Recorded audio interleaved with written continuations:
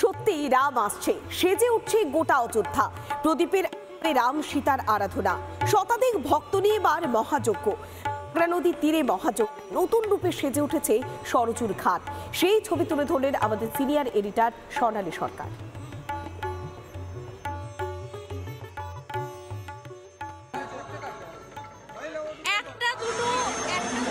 নয়, এখানে কম করে আজকে 1.25 লাখ, মানে 1,15,000, 1.25 লাখ আজকে প্রদীপ এখানে আজকে লাগানো হবে, জ্বালানো হবে। এবং সেখানে একটা বিশাল কর্মযজ্ঞ চলছে, লাখের ওপর প্রদীপ। এবং এই যে নদীর যে ঘাট, সেই ঘাটটা পুরো সিঁড়ি ধরে ধরে এখানে টানা শুধুমাত্র প্রদীপ লাগানো, সাজানো হচ্ছে। দুপুর থেকে চলছে এই যজ্ঞ, এবং যেটা শেষ হবে একদম গিয়ে বিকেলবেলা। এবং বিকেলবেলা 6টার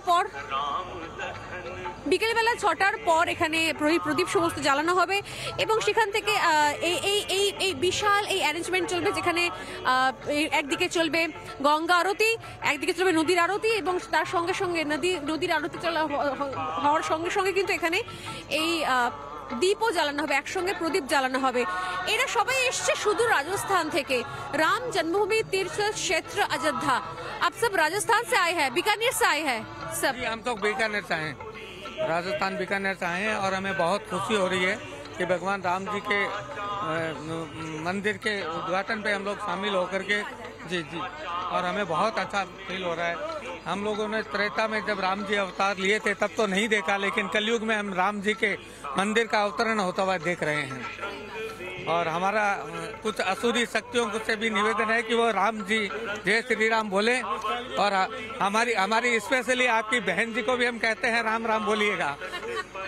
हाँ बोलिए, आप तो राजस्थान से आ गए और ये सुनाई दे रहा है कि ये 4थी बार है आप लोगों का ये अरेंजमेंट, पहली बार नहीं है? 4थी बार हो रहा है। अब की बार 1,25,000 1.25 लाख दीपक का प्रोग्राम रखा है हमने। এবং এই জায়গা থেকে দেখতে পাচ্ছ তুমি যে প্রবল এখানে সিঁড়ি দিয়ে সারি সারি প্রদীপ জ্বালানো হচ্ছে, এখানে লাগানো হচ্ছে। শুধু রাজস্থান থেকে নিয়ে আসা 1.25 লাখ प्रदीप जुलबे। नीचे जो लिखाई हो रहा है ये क्या जय श्री राम लिखने वाले हैं आप? जय से, हाँ बोलिए क्या? नहीं ये बोलेंगे, एक बार तो नारा तो सुन लीजिए। सीताराम सीताराम जय सीताराम। এবং এই মুহূর্তে সেই স্লোগান চলছে।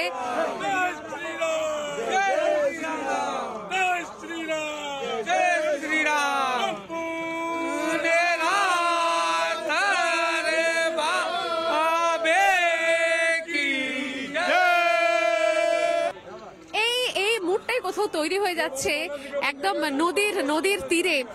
আজকে এতগুলো প্রদীপের মাঝখানে তারাও আশা করছেন যে শেষ পর্যন্ত তাদের আরাধ্য দেবতা রাম এবং একই সঙ্গে সীতা দুজনকে নিয়ে একসঙ্গে যে প্রদীপের যে মহাসমারোহ শুরু হয়েছে তার অপেক্ষা মাত্র আর কিছুক্ষণের, কারণ আর কিছুক্ষণ পরেই ঠিক সূর্যাস্তের পরই জ্বলে উঠবে এখানে 1,25,000 দিয়া। এবং শুধুমাত্র একদিন নয়, এখনো পর্যন্ত যে প্রোগ্রাম রয়েছে, পরিকল্পনা রয়েছে, এরকম কিন্তু রামলালার প্রাণ প্রতিষ্ঠা পর্যন্ত এরকম অনেক জায়গা থেকে, দেশের বিভিন্ন প্রান্ত থেকে অনেক কিন্তু সংস্থা ছুটে এসেছেন শুধুমাত্র তাদের প্রাণ প্রিয় ঈশ্বরের আরাধনার জন্য। ক্যামেরা রোহিত গণের সঙ্গে স্বর্ণালী সরকার, রিপাবলিক বাংলা, অযোধ্যা।